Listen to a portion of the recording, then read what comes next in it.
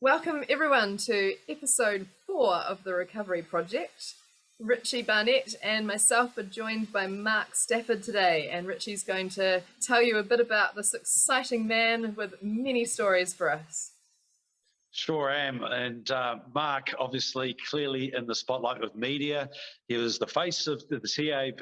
He's a radio host. And to be honest, I've always admired him. I've always had a warming relationship with Mark. I think he comes across so well in social media. But more importantly, every man has got a story behind him.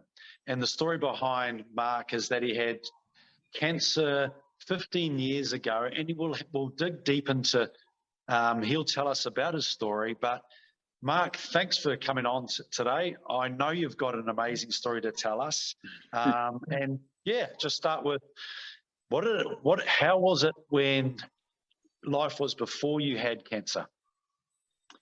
Life was pretty good, I'd had a few other stumbles, a few other hurdles along the way, which I think going through that cancer thing at the time, I didn't realize, but I think every hurdle that you have in life, you subconsciously learn from it. I mean, when I got the diagnosis, I was devastated for about an hour. And then I was like, yeah, just an hour. And like, I'd been to the doctor. He said, oh, it might be a cyst, it might be something like that. Sent me off to get an ultrasound. Went and got the ultrasound. And I remember when the nurse was doing the ultrasound on the old plum sack, I was looking up at the I was looking up at the monitor, and I'd never seen the inner workings of a testicle before, but I could just tell it didn't actually look too flash. And I said, oh, that doesn't look good, does it? And she goes, well, I'm just doing the scan, I'm not allowed to say anything. Driving back to work, and 5 minutes into my drive, my phone rang, and it was my GP, and they'd obviously rung him straight away. And he said, hey mate, it's actually cancer, we're going to have to get you in. And I pulled the car over and I bawled my eyes out for about I don't know, 10 minutes. And it was just like, I was like, God, my body's such a lemon. Yeah, I felt like giving up on myself, because I'd beaten 2 other things before the cancer thing happened, and I was just like, for God's sake, when can I have a win? And so that was my devastation. And when you hear the word cancer, the next word in my head was death. So it was like, I've got cancer, I'm going to die.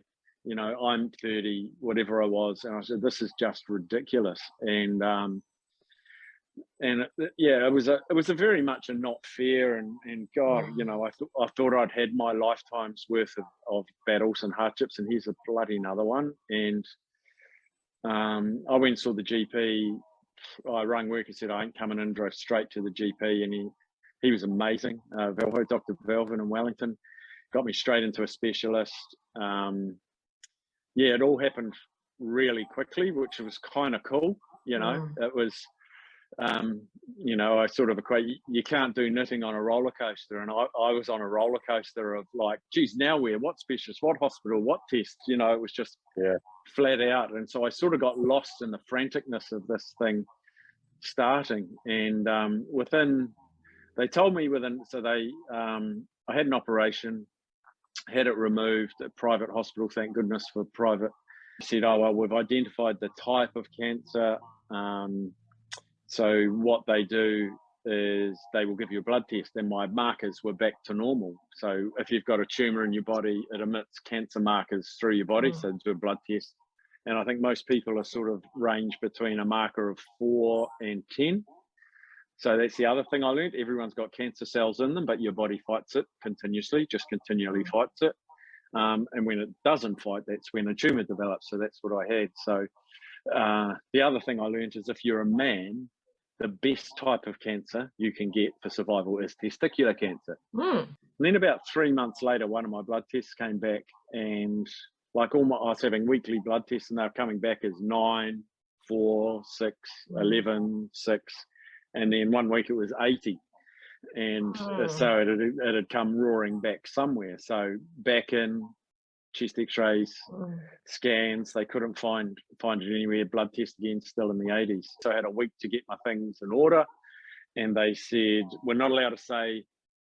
By law, they weren't allowed to say we're 100% sure we'll get it. But he said, I will say we're 99.9% sure we'll get it. But it's going to be a real rocky road. You'll need to have 2 or 3 months off work because it's going to knock you around.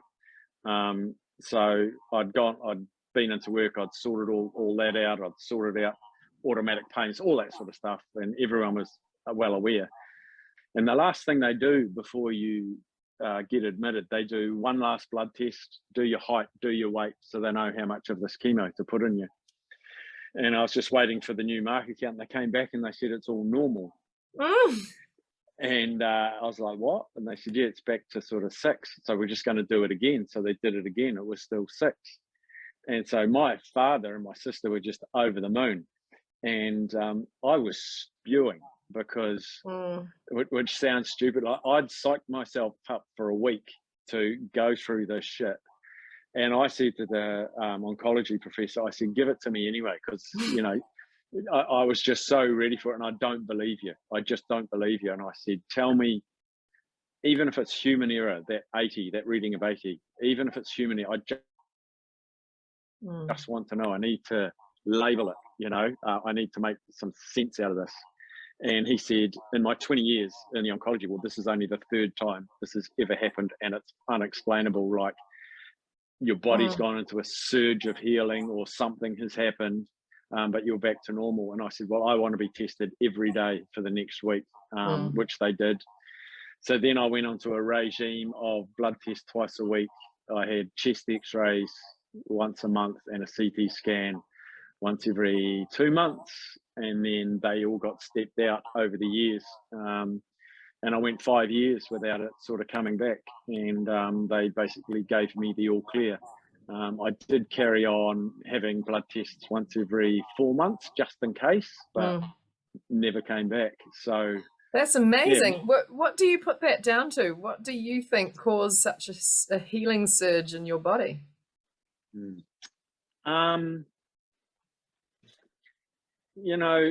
I've heard a lot of people say the power of positive thinking heals a lot of people. I've never prescribed to that. And I thought about my behavior in that week, and I hadn't resigned myself to death. I hadn't resigned myself to recovery. I just rolled my sleeves up and I was very much bring it on. I don't care. I'd learned over previous experiences, there's only so much you can do. And sometimes you just have to throw your arms open to the experts and say, I'm your guinea pig. Fill me up with knowledge, fill me up with wisdom, fill me up with cures, fill me up with chemicals. I didn't know, I'm like, you can do, I think it's a logical thing for people to do their own research, which I had done. And the Cancer Society were just amazing. Like, they were just so amazing, so helpful, so understanding and all of that. So I think it was because partly I didn't give into it. I was ready to take it on. Physiologically, did that have any assistance? I don't know, but I do know that 5 years earlier, I'd been diagnosed with something else, and I'd quite changed my lifestyle and my mindset. And so I think I was dealing with, if I'd got the cancer diagnosis maybe 10 years earlier, I probably would have been a shambles. But maybe I had a body that, while it does falter, it can find a way to cure as well. I don't have a definitive answer. So I know, because I was aware of your cancer journey, but it's only today that I became aware of 2 massive journeys before that. Do you want to talk us through those and what you learned and grew from that possibly enabled you to have an easier, better, more successful cancer journey? Yeah, so I guess the first one was head-on collision with a truck. So he was thrown out of the car.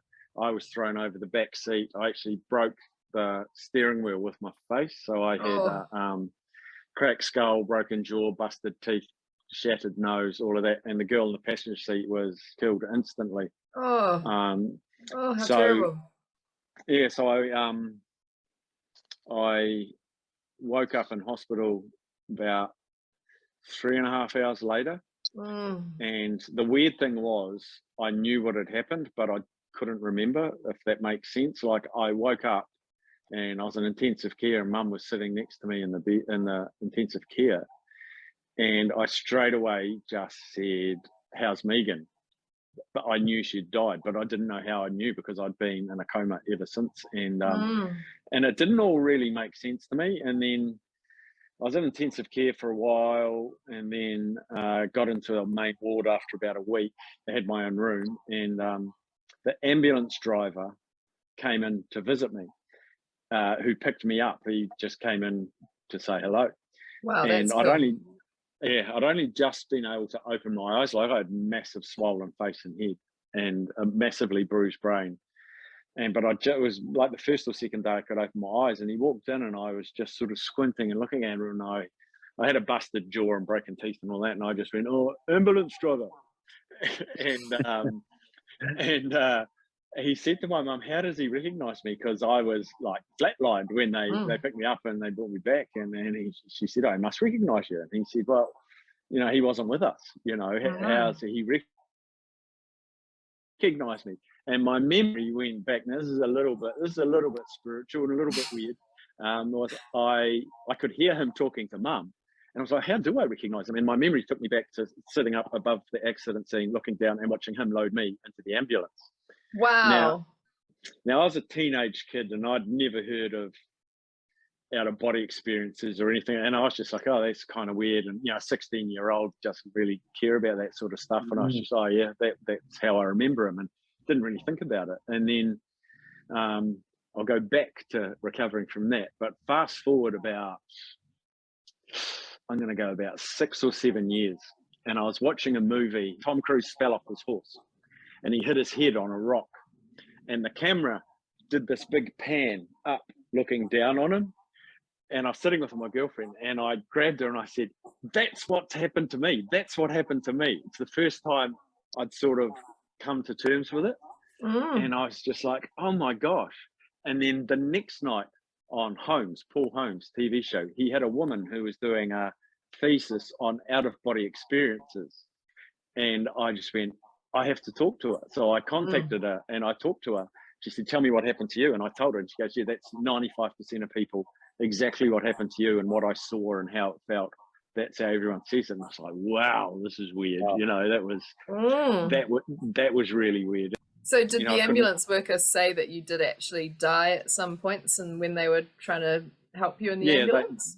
They had to revive me twice. I never regained consciousness. But when I did wake up in intensive care, I remember the specialist, how they do that torch in your eye thing, and if your pupil dilates, it's a test for brain damage. So if your pupil doesn't react to the torch, you've probably got brain damage. And my pupil wasn't reacting. And Mum said, "So how do you think of it?" And she said, "Oh, look, there's some damage to the brain there. We just don't know how severe." I knew I was fine, and mentally I knew I was fine. So I was trying to tell them I was fine, but with busted teeth and a busted jaw, all I could do was that was me saying I'm all right, and Mum's going, "Oh my God, my boy." So I was trying to think, how can I tell them I'm okay? And so they came and brought a stretcher into ICU to go and give me x-rays, because they couldn't x-ray me and stuff while I was unconscious, but I'd regained consciousness. And they couldn't give me painkillers, because painkillers enhances brain damage, or it makes it worse. So I had no painkillers, busted teeth all halfway, so all exposed nerves, this massive blood blob sticking out my nose and bones out my nose, and busted everything. And as they loaded me from my bed to the stretcher to take me to x-ray, remember it like it was yesterday, there was music playing, and it was that song, Eddie Grant, "Do You Feel My Love?" Da, da, da, da, da.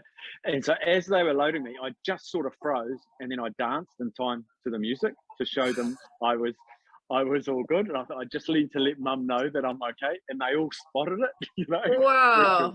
which was great. So then, it was, I had to go to school with a bright yellow jersey on, because no one could touch me, because we all had black jerseys, but yellow meant hands off, no bullying, no bull rush, no nothing like that. 16 years old, you feel a bit of a dick, you know. Yeah. Yeah, I was told I could never play contact sport again, and rugby and basketball were my life.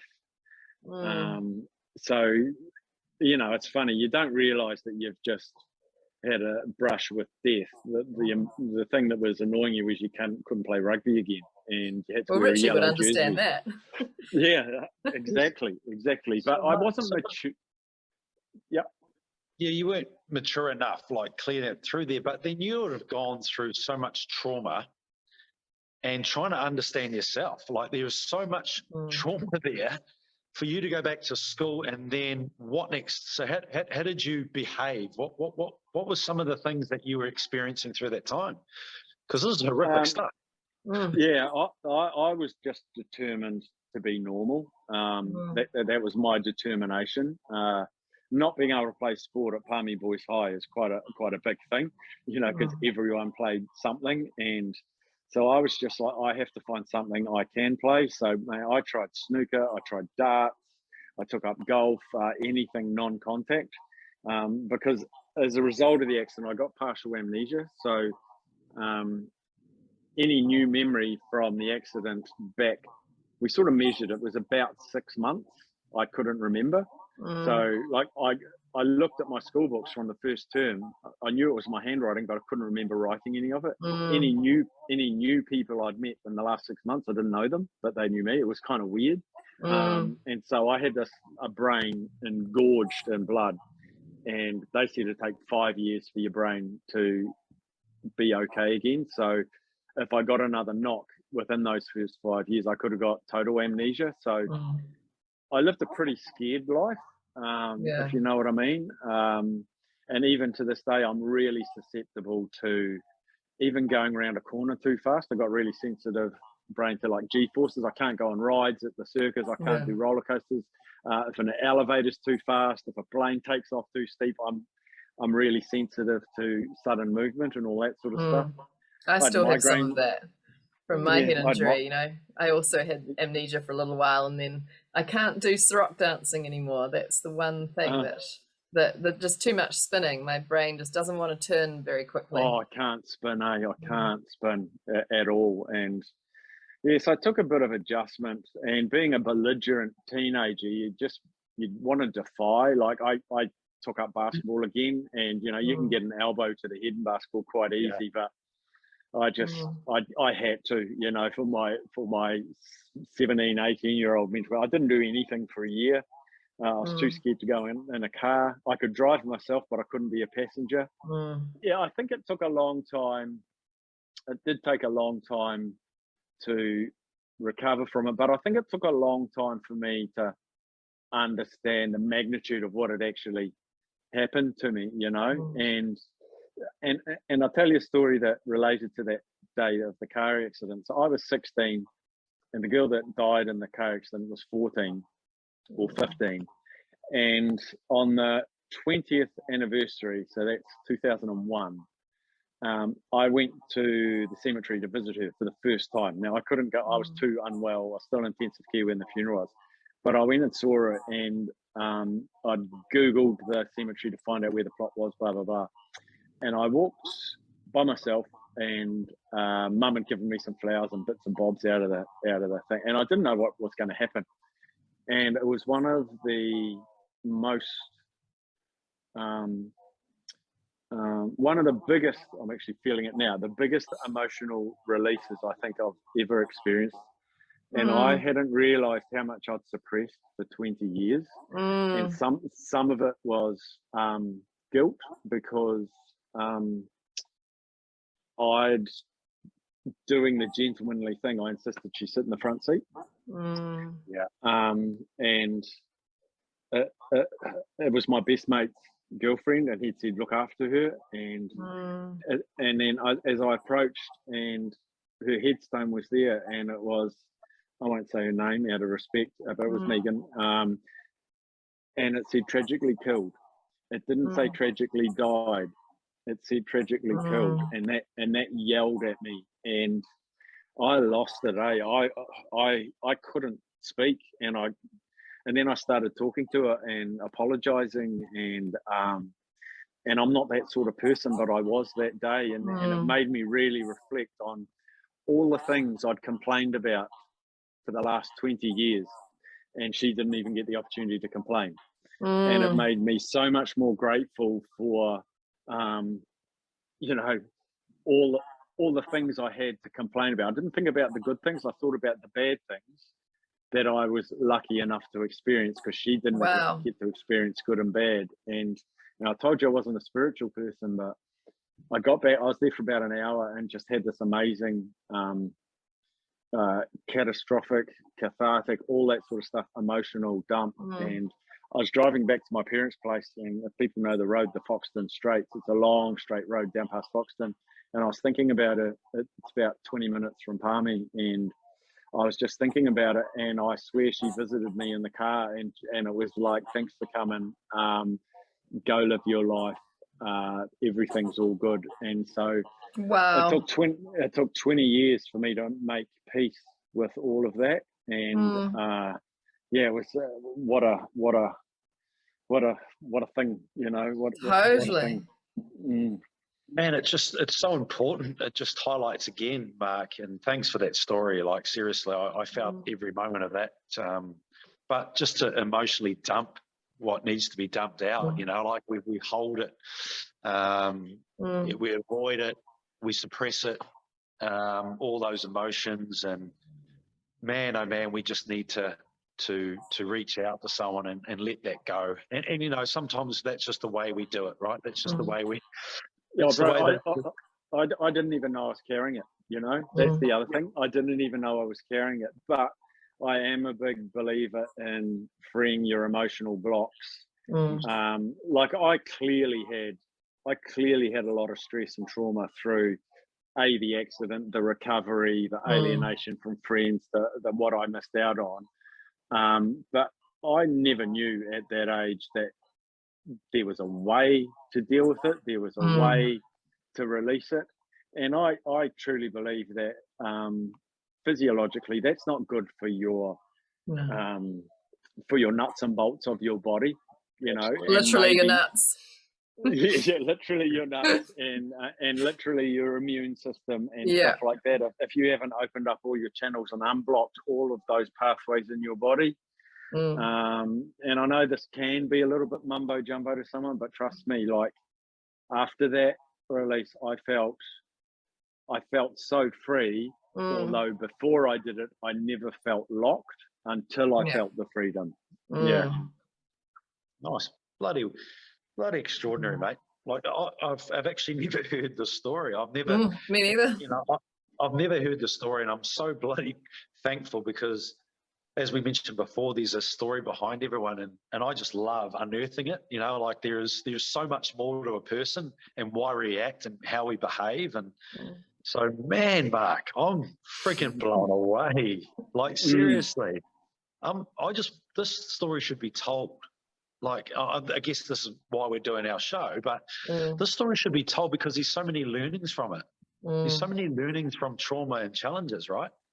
Yeah, and you know, the thing I have learned is, like, share your stories, share, you know, we share our wins, share your losses, man. It's so much more important. And you know, I know, you know, telling you that story and taking myself back to the cemetery there, that was I was wavering, but that's important, man. You don't suppress the wavering, don't suppress the emotion, because man, we are in a society of suppression. I don't see any, like we say, vulnerability is strength, right? But I also think empathetic viewpoints is very strong as well. And I think through trauma and we become more empathetic. People go looking for answers and looking for solutions. I truly believe, let them come to you. But to let them come to you, you have to open your eyes, your ears, and your mind to accept new information and new ways of doing things. Now, that might be by you going and researching, going and seeking people, talking to people, telling your story. A lot of answers will then present themselves to you. I love that open-mindedness approach, you know, like until we close ourselves and think we're an expert in everything, that's the day that we don't grow, right?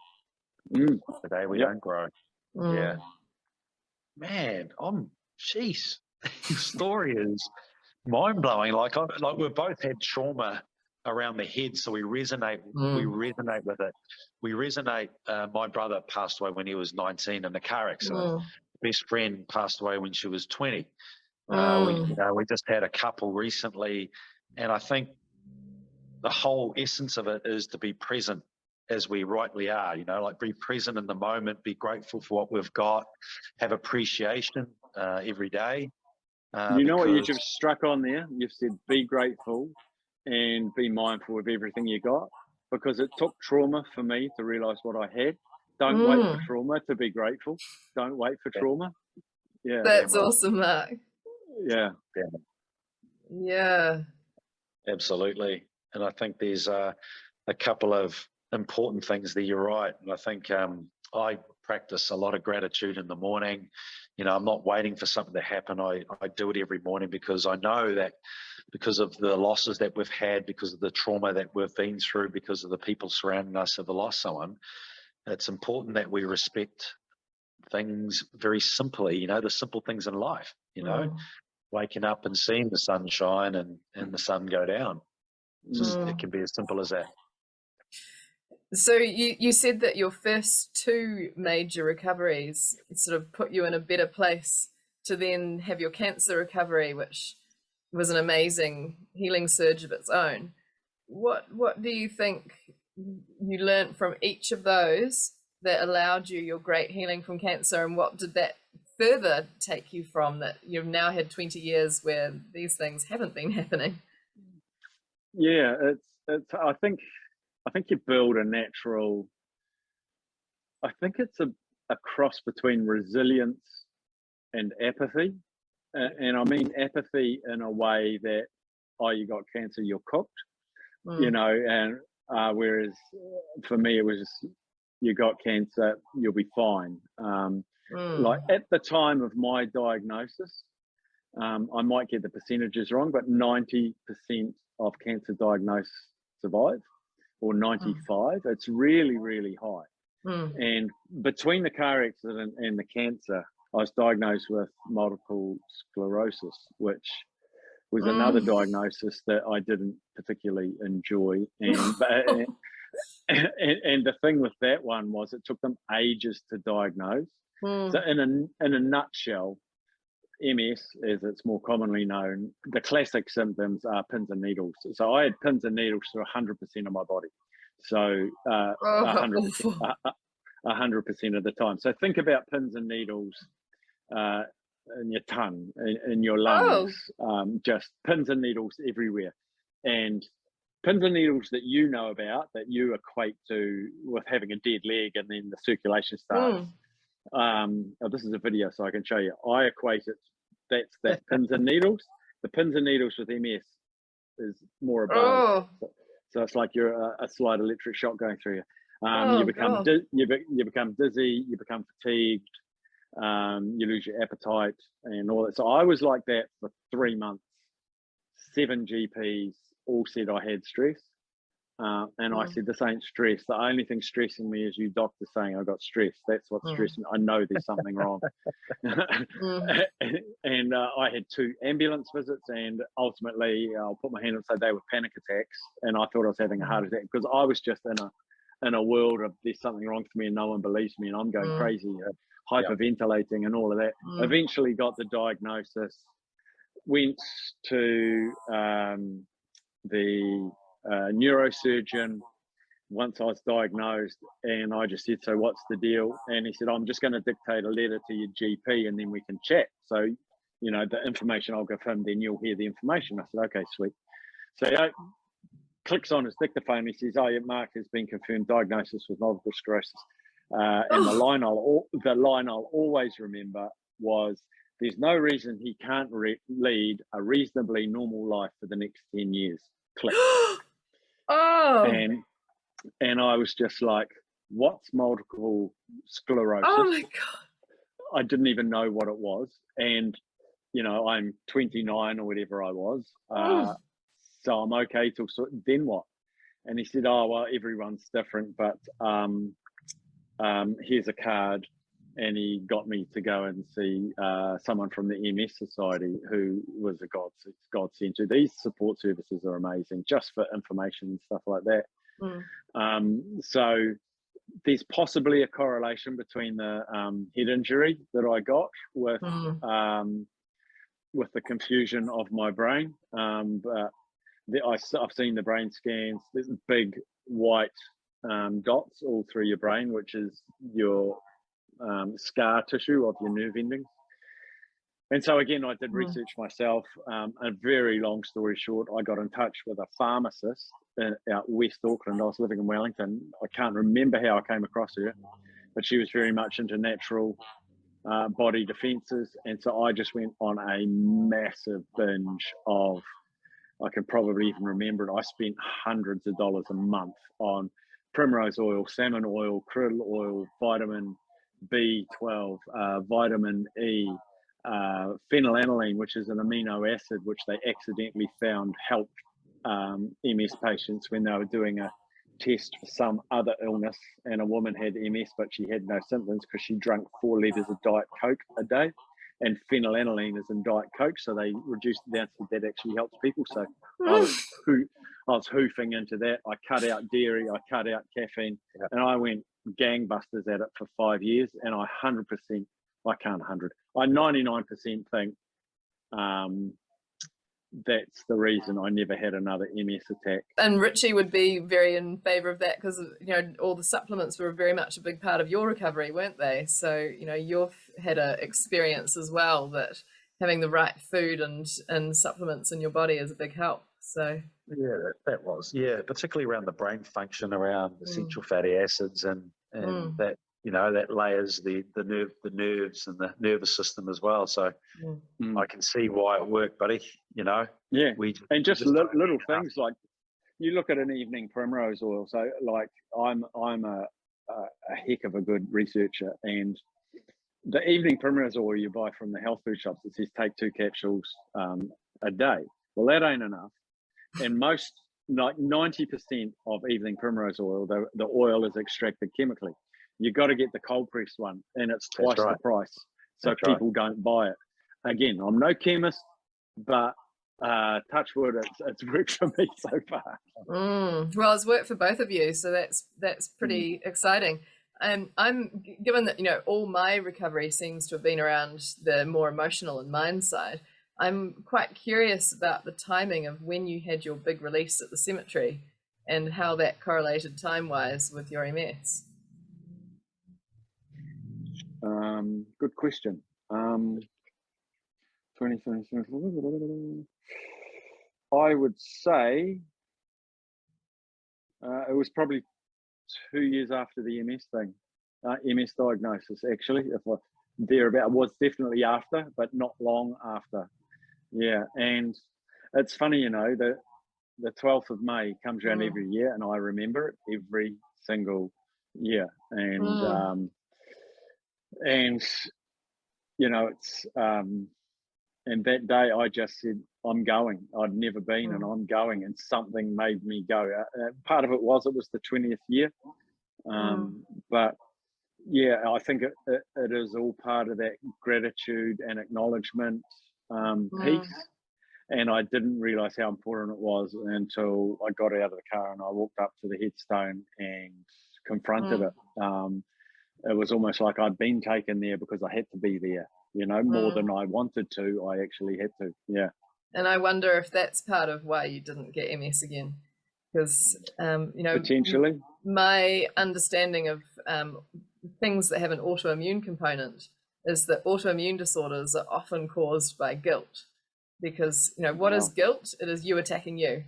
What is an autoimmune disorder? It is your immune system attacking you. And I've seen so many clients, when they've released their guilt over something, their autoimmune disorders just disappear. And so I'm sure the supplements were massively important part of this for you. That's quite clear. But I wonder if another piece of the puzzle that you weren't aware of was the need for you to go to that cemetery and clear that guilt and free your body from having ongoing MS. Yeah, and I also think with the supplements thing, I'd researched them. I'd spoken to Nicola, who was the pharmacist up in West Auckland. And so maybe there was a bit of placebo going on. Maybe there was a bit of psycho positivity going on, because I knew by taking this cold press evening primrose oil imported from Sweden that cost me all those years ago $180 for a container that lasted me a week. I knew exactly when I took it where it was going and what it was going to do. So you actually feel like you are doing the right thing. I knew what the salmon oil was doing. I knew what the krill was doing. I knew what the feverfew was doing. I didn't take any. I took one pharmaceutical drug initially for the migraines, and it was a very low dose antidepressants. And because mostly migraines, and again, I'm no doctor, is the restricted blood flow of your arteries through your brain. That's what causes the blood flow. So a low dose antidepressant regulates the diameter of your arteries.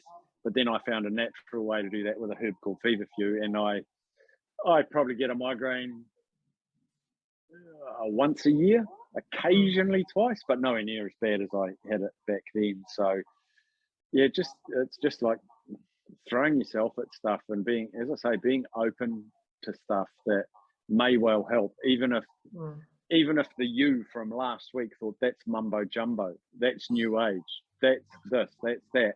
That's you. You've put that label on that. Take that label off and change it to perhaps, you know? When everything was getting on top of me about 18 months ago, someone said, take it a day at a time. And I just said, oh, okay, you know, and I just couldn't. And then I thought, I'll take it an hour at a time. And I couldn't do that either. So what worked for me, I took things 10 minutes at a time. I could manage that, you know. You can't fit a whole pie in your mouth, but you can take a bite. So my whole day was bites. And I was just like, I wasn't looking for solutions, but the solution came to me, and it was do things 10 minutes at a time. And at the end of each 10 minutes, acknowledge what you just did. Now, it might be I'm going to watch a movie. So just be present with yourself. I've just watched awesome 10 minutes. I've just dried the dishes. I've just hung out the washing. I've just vacuumed the floor. It's a tick, it's a win, and you're doing something, and it's just acknowledging your existence and you're creating something. It does seem to me every recovery you went through, you gain more and more resilience. Like, how would you summarize for people, you know, if they've just got a few like key take homes of what can they learn from Mark's journeys to implement themselves? What do you think we could say? Ooh, jeepers. I think like when we're going through something rough, and at the start it looks enormous, you're trying to see the finish when you're right at the start. It's not like you're losing blood 500 mils a minute and you've got 5 minutes left.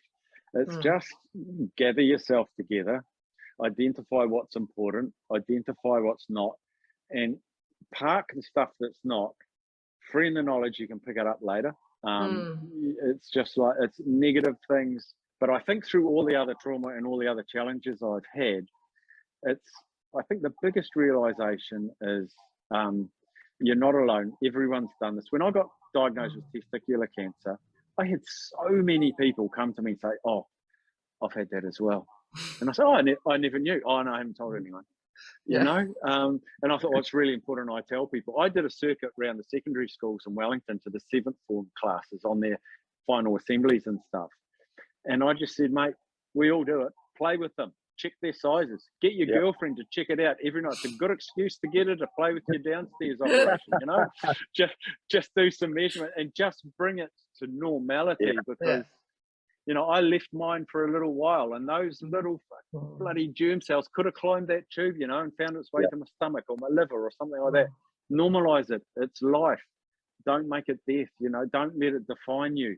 It actually puts another sheet of armor on you that you can go out and play your game out in the world, but you can also help other people play their games as well. And that's, to me, that's almost more important to me, is helping other people by being honest, being vulnerable, and just being true to your fellow people. So don't be in a hurry, be patient, and allow answers to come to you without forcing them.